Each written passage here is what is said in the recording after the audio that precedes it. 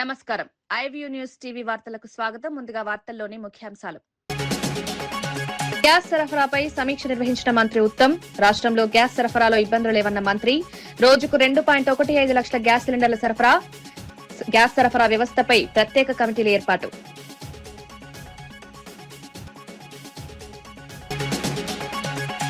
అభివృద్ధిని చూసి YCP తట్టుకోలేకపోతోందన్న TDP నేత శ్రీనివాస్ రెడ్డి. చంద్రబాబు నాయకత్వంలో రాష్ట్రం అభివృద్ధి చెందుతోందన్న వ్యాఖ్య. జగన్ ఒప్పించేందుకు ఆరోపణలు చేస్తున్నారన్న విమర్శ. ప్రభుత్వ అభివృద్ధిపై వైసీపీ తప్పుడు ప్రచారమన్న నేత.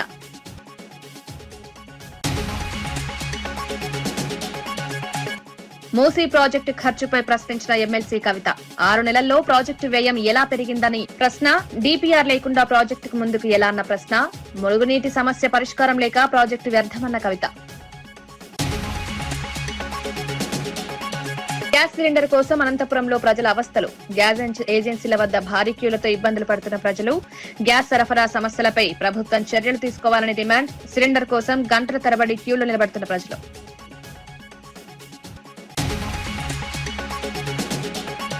డ్రగ్స్ రహిత తెలంగాణ లక్ష్యమన్న టీపీసీసీ ప్రతినిధి చరణ్ కౌశిక్. డ్రగ్స్ మాఫియాపై ఉక్కుపాదం మోపుతున్న ప్రభుత్వం. డ్రగ్స్ నియంత్రణకు ప్రత్యేక ఈగల్ టీం ఏర్పాటు. యువత భవిష్యత్తు కోసం డ్రగ్స్ నిర్మూలన చర్యలు.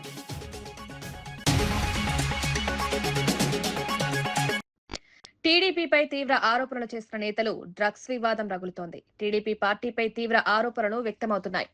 ఇప్పుడు టీడీపీ తెలుగు డ్రగ్స్ పార్టీగా మారిందని విమర్శలు వినిపిస్తున్నాయి. ఎన్టీఆర్ స్థాపించిన టీడీపీని చంద్రబాబు, లోకేష్ డ్రగ్స్ పార్టీగా మార్చేశారని ఆరోపించారు. టీడీపీ ఎంపీ పుట్ట మహేష్ యాదవ్ డ్రగ్స్ తీసుకుని పార్టీలో పాల్గొన్నట్లు ఆరోపణలొచ్చాయి. రాజస్థాన్ కు చెందిన మాజీ ఎమ్మెల్యేతో కలిసి డ్రగ్స్ పార్టీ నిర్వహించినట్లు తెలంగాణ పోలీసులు చెప్పారని పేర్కొన్నారు. పార్లమెంటు సభ్యునిగా కొనసాగేందుకు మహేష్ యాదవ్ కు అర్హత లేదని విమర్శించారు. ఈ ఘటనపై పూర్తిస్థాయి విచారణ జరిపి నిజాలు బయటపెట్టాలని నేతలు డిమాండ్ చేశారు. అసలు ఒక మాటలో చెప్పాలి అంటే టీడీపీ అంటే తెలుగుదేశం పార్టీ కాదు, ఇది తెలుగు డ్రగ్స్ పార్టీ లాగా తయారైంది. టీడీపీ అబ్రివేషన్ మారిపోయింది. తెలుగుదేశం పార్టీ అనేటువంటిది ఆయన రామారావు గారు పెట్టినటువంటి పార్టీ. చంద్రబాబు నాయుడు గారు రెడ్ బుక్ లోకేష్ వచ్చిన తర్వాత టీడీపీ అంటే తెలుగు డ్రగ్స్ పార్టీ కింద మార్చివేశారు.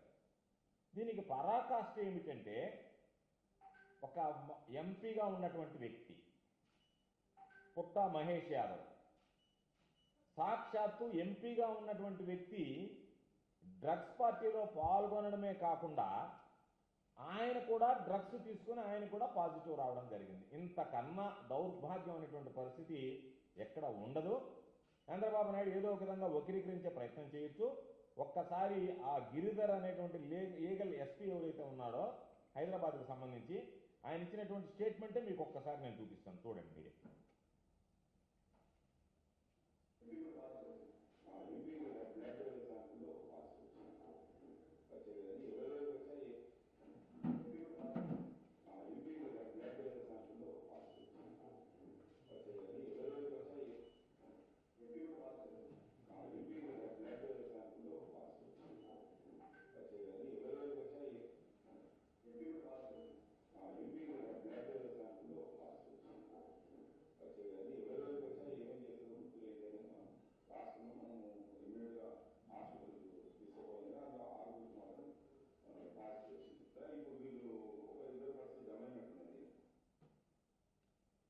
అదేవిధంగా అనేక ఛానల్స్ వాటికి సంబంధించి ఏ విధంగా ఇది వచ్చిందనేటువంటి దాని మీద ఎస్పీ చెప్పినటువంటి స్టేట్మెంట్స్ అంటే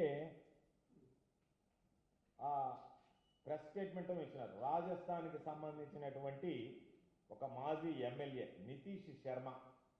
రాష్ట్రంలో గ్యాస్ సిలిండర్ల సరఫరా పరిస్థితిపై మంత్రి ఉత్తమ్ కుమార్ రెడ్డి సమీక్ష నిర్వహించారు.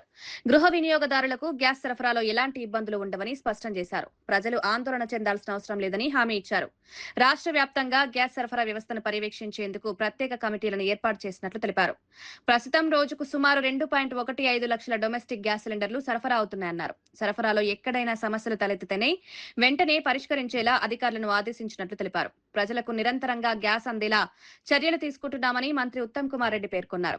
గతంలో 23,000 సిలిండర్లు పర్ డే కమర్షియల్ కన్స్యూమర్స్ కి సప్లై చేస్తున్న తరుణంలో ఇప్పుడు కేవలం 6,200 ఈ ఆయిల్ కంపెనీస్ ఎల్పిజి డిస్ట్రిబ్యూటర్స్ కి నుంచి కమర్షియల్ కన్స్యూమర్స్ కి ఇవ్వగలుగుతున్నారు.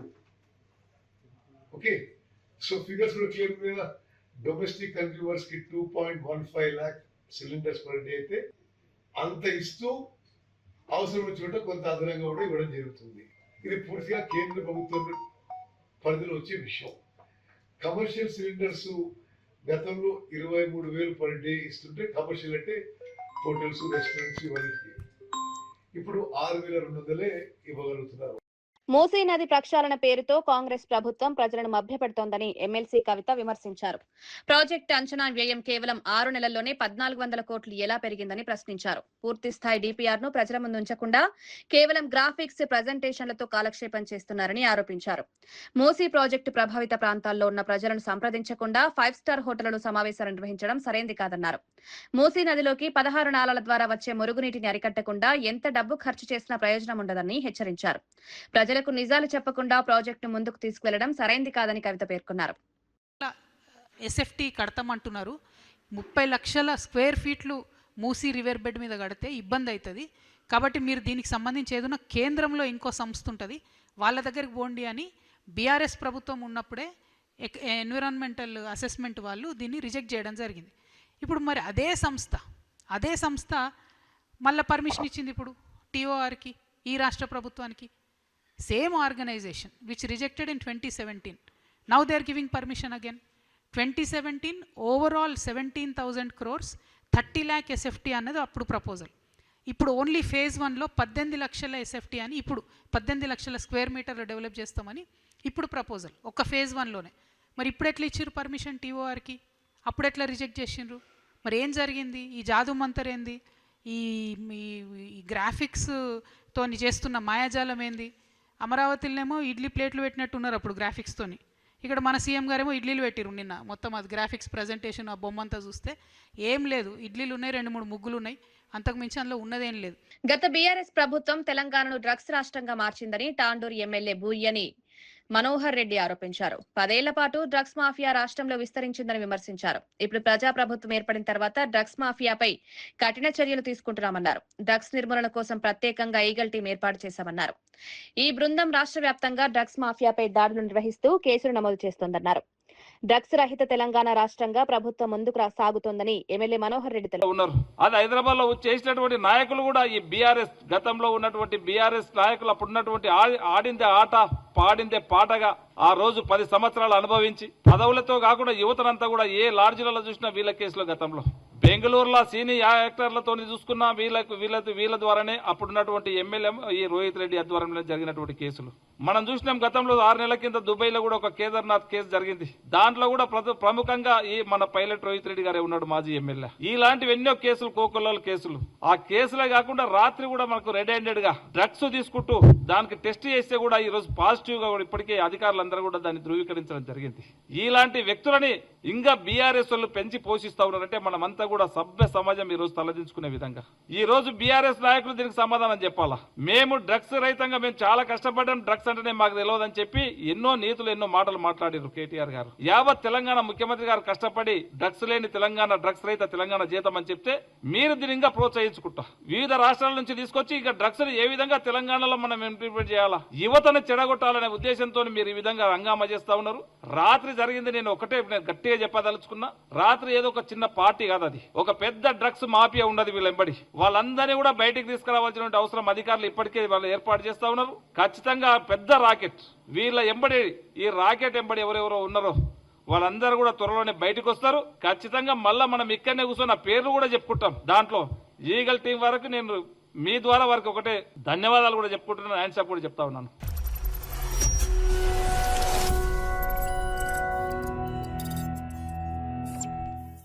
తెలంగాణలో ప్రజాప్రభుత్వం ఏర్పడిన తర్వాత మహిళా సంక్షేమానికి పెద్దపీట వేస్తున్నామని మానకొండూరు ఎమ్మెల్యే కవ్వంపల్లి సత్యనారాయణ తెలిపారు. మహిళల అభివృద్ధి కోసం ప్రభుత్వం అనేక సంక్షేమ పథకాలను అమలు చేస్తోందన్నారు. ఉచిత బస్సు ప్రయాణంతో మహిళలకు ప్రయాణ సౌకర్యం కల్పించామన్నారు. గృహజ్యోతి పథకం కింద 200 యూనిట్ల వరకు ఉచిత విద్యుత్ అందించి ప్రతి ఇంట్లో వెలుగులు నింపుతున్నామని పేర్కొన్నారు. మహిళా సాధికారతే ప్రభుత్వ లక్ష్యమని స్పష్టం చేశారు. ముఖ్యమంత్రి రేవంత్ రెడ్డి నాయకత్వంలో మహిళల అభివృద్ధి కోసం ప్రభుత్వం ముందుకు సాగుతోందని ఎమ్మెల్యే తెలిపారు. ఇవన్నీ కూడా మహిళలను ఉద్దేశించి మరి చేసినవే.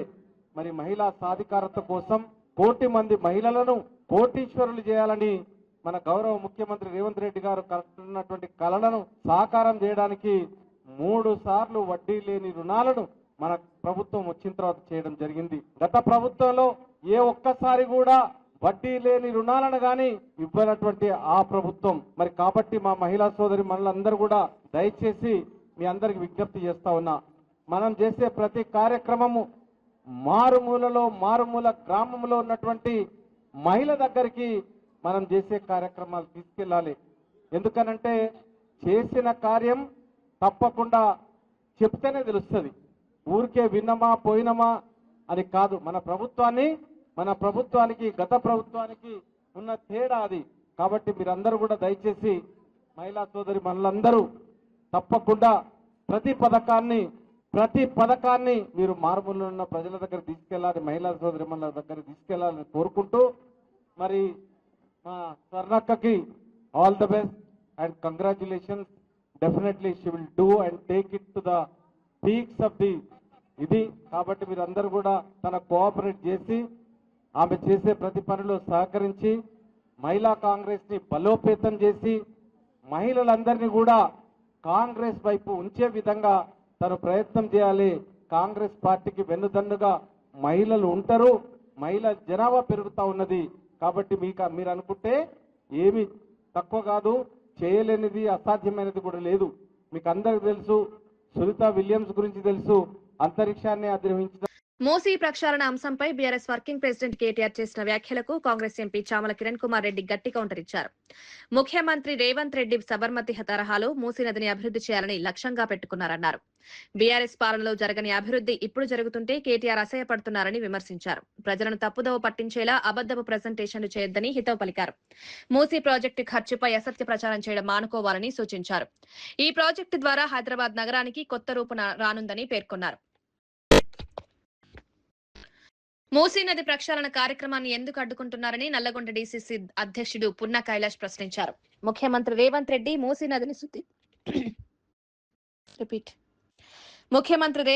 మూసీ నదిని శుద్ధి చేయడానికి ప్రయత్నిస్తుంటే కేటీఆర్, హరీష్ రావు, రామచంద్రరావు వంటి నేతలు అడ్డుపడుతున్నారని విమర్శించారు. మూసీ నది కాలుష్యం కారణంగా నల్గొండ జిల్లాలో ప్రజలు తీవ్ర ఆరోగ్య సమస్యలు ఎదుర్కొంటున్నారన్నారు.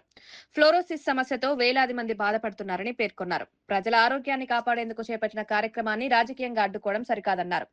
జిల్లాలో దాదాపు 45 లక్షల మంది ప్రజల జీవితాలతో ఆటలాడుతున్నారని తీవ్రంగా విమర్శించారు. మరి వ్యవసాయ రంగం కానీ, అటు కుల వృత్తులు కానీ విలసిల్లి అద్భుతంగా ఉన్నటువంటి నల్గొండ జిల్లా మరి మూసీ కాలుష్యంతో విషకోరల్లో చిక్కుకొని పేద ప్రజల జీవితాల్లో, రైతుల జీవితాల్లో నల్గొండ జిల్లాలో శాశ్వతమైనటువంటి మరి ఫ్లోరైడ్ సమస్యతోటి ఇవాళ బాధపడుతున్నటువంటి ఈ తరుణం లోపల ముఖ్యమంత్రి గారు ఆలోచించి మరి ప్రపంచవ్యాప్తంగా ఉన్నటువంటి మహానగరాల్లో ఉన్నటువంటి మురికిని ఏ రకంగా వదిలించాలనో, ఏ రకంగా అభివృద్ధి చేసి ప్రజలకు దాని యొక్క పర్యవసనాల నుంచి విముక్తి కల్పించడానికి చేస్తున్నటువంటి ప్రయత్నంలో భాగంగా ఇవాళ మూసీ సుందరీకరణ కానీ, మూసీ ప్రక్షాళన కానీ, మూసీ విషతుల్యాల నుంచి విముక్తి కానీ జరగడానికి ఒక ప్రయత్నం జరుగుతుంటే ఇవాళ బీఆర్ఎస్ అదేవిధంగా భారతీయ జనతా పార్టీ గందరగోళంలోకి ప్రజలను నెట్టే ప్రయత్నం జరుగుతూ ఉంది. నేను అడుగుతా ఉన్నా, మా నల్గొండ జిల్లా ప్రజలకు ఈ కాలుష్యం నుంచి, ఈ విషతుల్యం నుంచి పరిష్కారం వద్దా?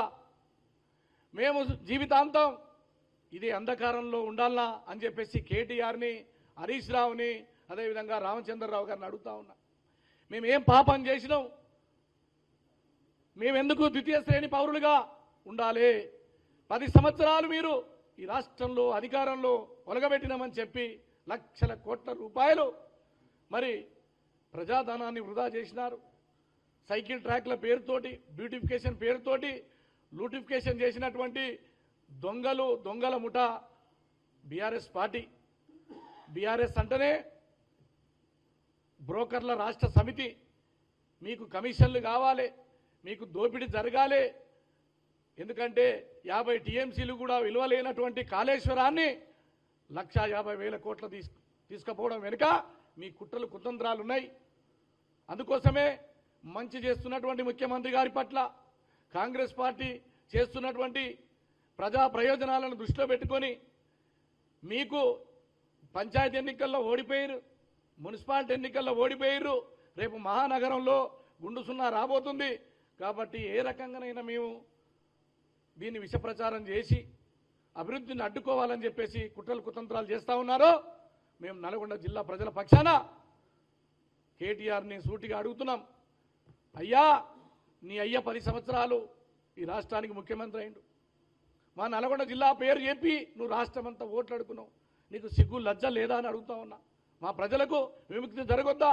మా కుల వృత్తులకు, గౌడ సోదరులకు, చేనేతలకు, అదేవిధంగా కమ్మరి, కుమ్మరి, యాదవ సోదరులు, అదేవిధంగా దళిత సోదరులు ఆ మూసి పరివాహక ప్రాంతంలో పాడి పంటలతో కానీ కుల వృత్తులు చేసుకున్నటువంటి మేము సర్వనాశనం అయ్యి నానా ఇబ్బందులు బట్టి రకరకాల రోగాలతోటి మేము చచ్చిపోయే పరిస్థితి వచ్చింది. మీకు తెలియంది కాదు, దశాబ్దాలు. మూసీ ప్రక్షాళన అంశంపై బీఆర్ఎస్ వర్కింగ్ ప్రెసిడెంట్ కేటీఆర్ చేసిన వ్యాఖ్యలకు కాంగ్రెస్ ఎంపీ చామల కిరణ్ కుమార్ రెడ్డి గట్టి కౌంటర్ ఇచ్చారు. ముఖ్యమంత్రి రేవంత్ రెడ్డి సబర్మతి తరహాలో మూసీ నదిని అభివృద్ధి చేయాలని లక్ష్యంగా పెట్టుకున్నారన్నారు. బీఆర్ఎస్ పాలనలో జరగని అభివృద్ధి ఇప్పుడు జరుగుతుంటే కేటీఆర్ అసహ్యపడుతున్నారని విమర్శించారు. ప్రజలను తప్పుదోవ పట్టించేలా అబద్దపు ప్రజెంటేషన్లు చేయొద్దని హితవు పలికారు. మూసీ ప్రాజెక్టు ఖర్చుపై అసత్య ప్రచారం చేయడం మానుకోవాలని సూచించారు. ఈ ప్రాజెక్టు ద్వారా హైదరాబాద్ నగరానికి కొత్త రూపు రానుందని పేర్కొన్నారు.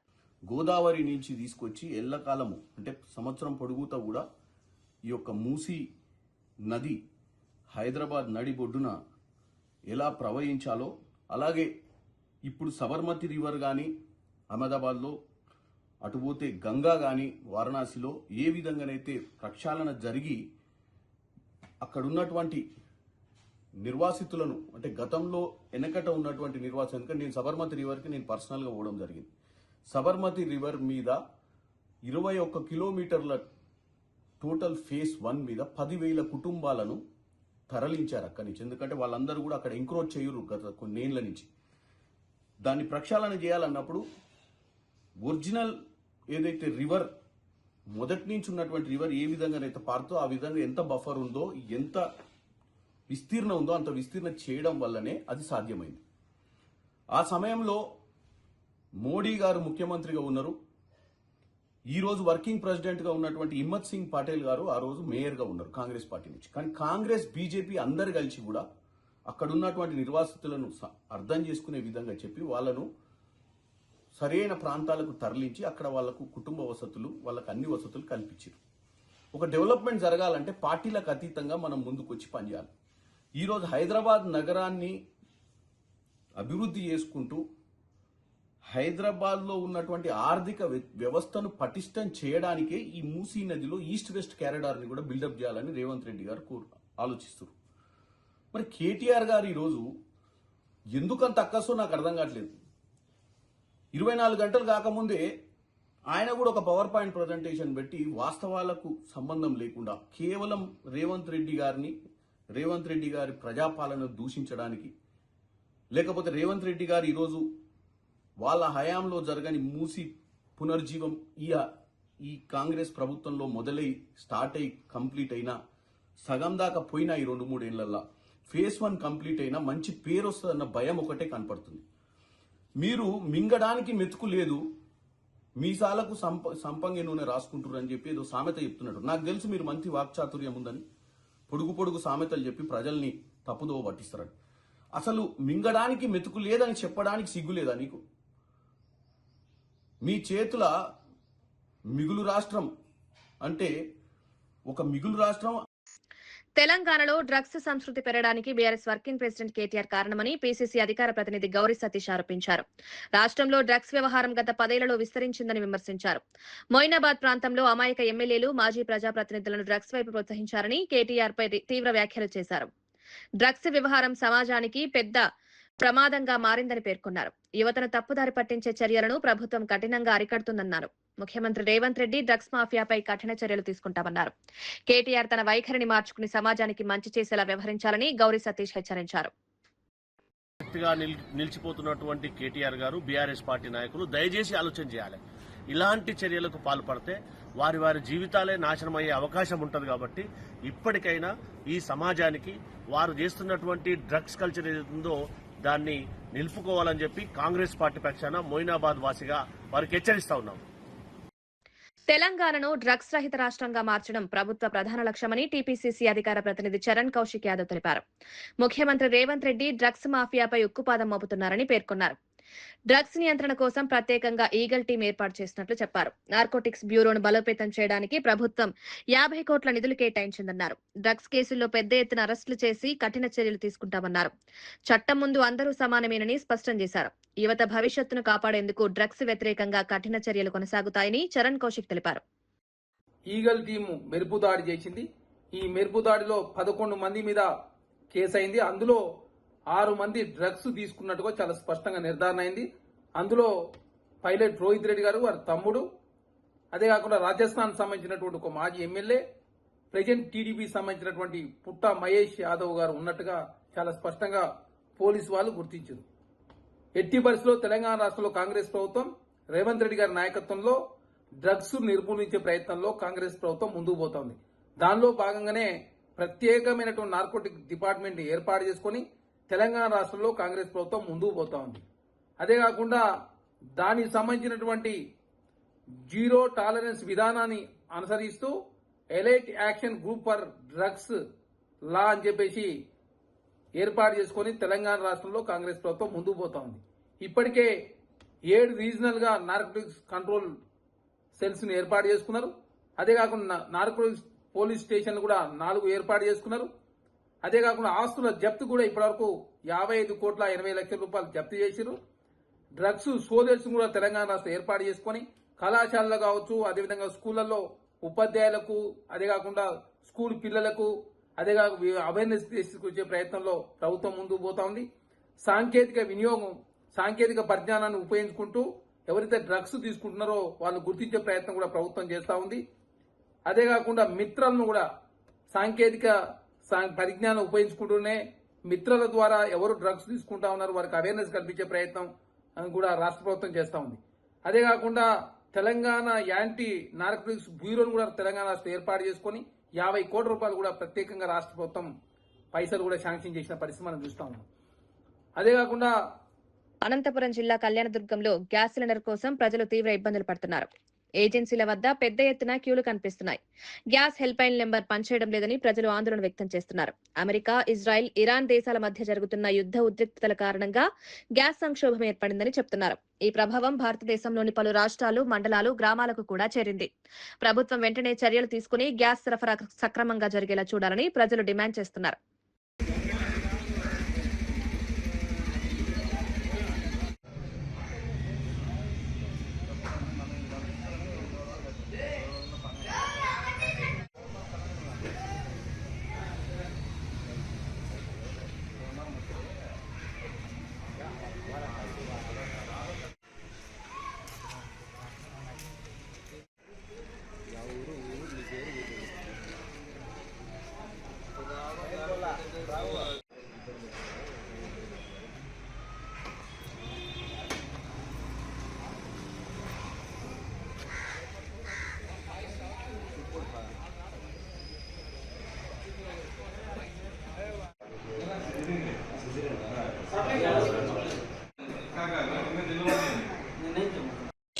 బాపట్ల జిల్లా చీరాలలో సైబర్ నేరగాళ్లు మరోసారి మోసానికి పాల్పడ్డారు. సాఫ్ట్వేర్ ఉద్యోగి గోపిని లక్ష్యంగా చేసుకుని ఇన్స్టాగ్రామ్ ద్వారా పెట్టుబడి పేరుతో మోసం చేశారు. ఇన్స్టాగ్రామ్ నోటిఫికేషన్ ద్వారా పెట్టుబడి పెడితే భారీ లాభాలు వస్తాయని నమ్మించి బాధితుల నుంచి సుమారు 24,16,000 రూపాయలు వసూలు చేశారు. డబ్బు పెట్టిన తర్వాత నోటిఫికేషన్ లో ఉన్న ఫోన్ నెంబర్ పనిచేయకపోవడంతో గోపి మోసపోయారని గుర్తించారు. వెంటనే చీరాల 1 టౌన్ పోలీసులకు ఫిర్యాదు చేశాడు. ఈ ఘటనపై పోలీసులు కేసు నమోదు చేసి దర్యాప్తు ప్రారంభించారు. సోషల్ మీడియా ద్వారా వచ్చే పెట్టుబడి ఆఫర్లను నమ్మొద్దని పోలీసులు ప్రజలకు సూచించారు. క్రమంలో ఇన్స్టాగ్రామ్ లో ఒక సజెషన్స్ వచ్చాయి స్టాక్ మార్కెట్ గురించి. దాన్ని ఇతను వాళ్ళతో చాట్ చేసిన తర్వాత అతనికి క్యాప్స్టోన్ ఇన్ అనే ఒక మొబైల్ యాప్ ఉంటుంది. దానికి వాట్సాప్ నుంచి కమ్యూనికేట్ కమ్మని చెప్తే వాట్సాప్లోకి వెళ్తాను. ఆ వాట్సాప్లో ఒక గ్రూప్ చాట్ జరుగుతుంటుంది. దాంట్లో స్టాక్ మార్కెట్ గురించి డిస్కషన్ జరిగి ఇతను దాంట్లో ట్రేడ్ చేస్తాడు. ఫస్ట్ ఇతనికి కొన్ని ఐపీఓస్ పంపించి వాటికి మనీ కట్టమంటారు. ఆ కట్టిన తర్వాత మళ్ళీ మీరు ఇంత అమౌంట్ యాడ్ అయిందని చెప్పేసి తెలిసిన తర్వాత కొంత స్టాప్ చేసిన తర్వాత కొన్ని పాయింట్స్ యాడ్ అయిన తర్వాత మళ్ళీ ఐపీఓస్ పంపి దీనికి మీరు ఇంత అమౌంట్ కట్టాలని చెప్పేసి అంటారు. తీరా కట్టిన తర్వాత దానికి మీరు ఈ అమౌంట్ సరిపోదు, ఇంకొంచెం కట్టాలని చెప్పేసి అంటూ మొత్తం ఇట్లా అతని క్రెడిట్ కార్డ్స్, అదర్ లోన్స్ అన్నీ పెట్టి కూడా సుమారు 24,16,000 పే చేయడం జరిగింది. అప్పుడు వాళ్ళు నేను విత్డ్రా కావాలని చెప్పనేసి అడిగినప్పుడు వాళ్ళు ఇంకా మీరు కట్టాల్సింది వస్తుందని చెప్పనేసి మళ్ళీ ఐపీఓస్ పంపడం జరిగింది. ఇలా రిపీటెడ్గా వాళ్ళు అడుగుతూ ఉంటే అప్పుడు నేను ఆన్లైన్ ఫ్రాడ్ కేసులో వీళ్ళ చేతిలో మోసపోయానని చెప్పనేసి తెలుసుకోవడం జరిగింది. తదనంతరం తను సైబర్ పోర్టల్లో కంప్లైంట్ పెట్టి వేసినందుకు కంప్లైంట్ ఇవ్వడం జరిగింది.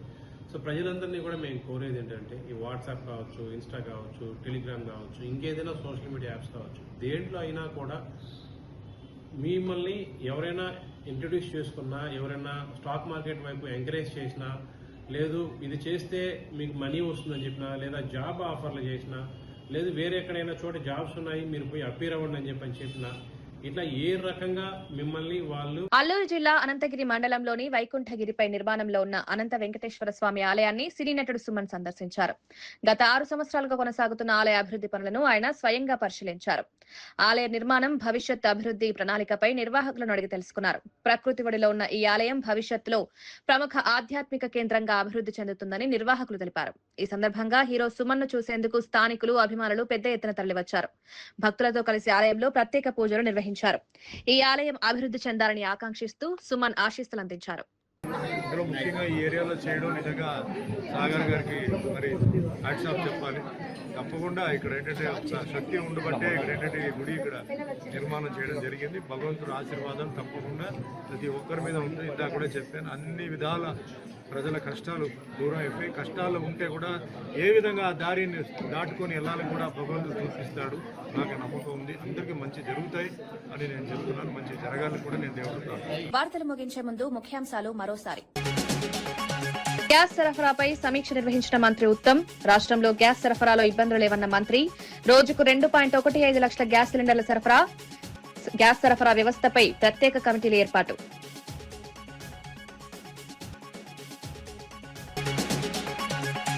అభివృద్ధిని చూసి వైసీపీ తట్టుకోలేకపోతోందన్న టీడీపీ నేత శ్రీనివాస్ రెడ్డి. చంద్రబాబు నాయకత్వంలో రాష్ట్రం అభివృద్ధి చెందుతోందన్న వ్యాఖ్య. జగన్ మెప్పించేందుకు ఆరోపణలు చేస్తున్నారన్న విమర్శ. ప్రభుత్వ అభివృద్ధిపై వైసీపీ తప్పుడు ప్రచారమన్న నేత.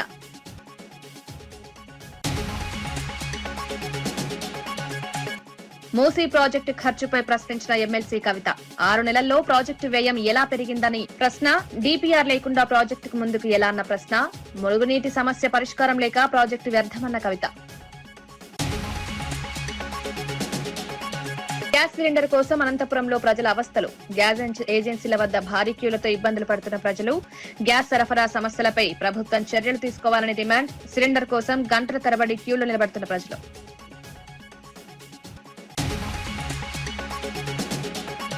డ్రగ్స్ రహిత తెలంగాణ లక్ష్యమన్న టీపీసీసీ ప్రతినిధి చరణ్ కౌశిక్. డ్రగ్స్ మాఫియాపై ఉక్కుపాదం మోపుతున్న ప్రభుత్వం. డ్రగ్స్ నియంత్రణకు ప్రత్యేక ఈగల్ టీం ఏర్పాటు. యువత భవిష్యత్తు కోసం డ్రగ్స్ నిర్మూలన చర్యలు. ఇవి ఈనాటి వార్తా విశేషాలు. మరో బులెటిన్లో మళ్ళీ కలుద్దాం. నమస్కారం.